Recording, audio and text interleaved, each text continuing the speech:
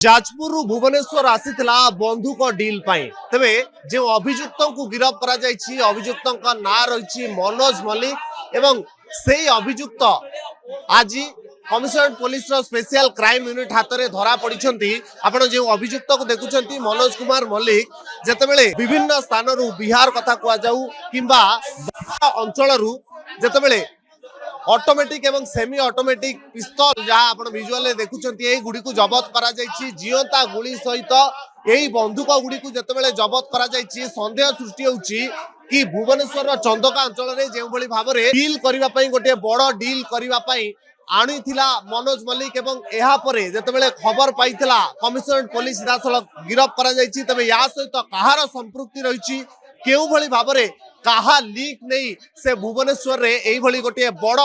बंधुक deal करने चेष्टा करुला ताकू नहीं जितेबले खोलताड़ आरंभ करा जायछि या सहित कहार कहार संपृक्ति रही पूर्वर जो बंधुक डील कथा सामना को आसुला तांको सहित यार कौन संपर्क अच्छी कि नहीं ताकू नहीं जितेबले स्पेशल क्राइम यूनिट जितेबले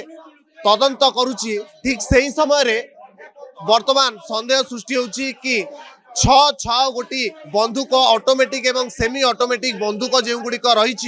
से बंधुक आसवा पछरे याकू केउ माने साहाय्य करथिले एवं जो बंधुक गुड़िक रही केउ केउ लोक को दिया जिबा कथा वर्तमान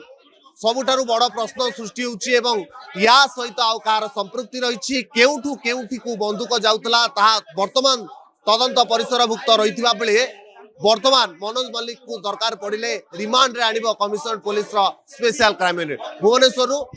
वीडियो जर्नलिस्ट निरंजन देवी प्रसाद साहू को रिपोर्ट धरित्री लाइव।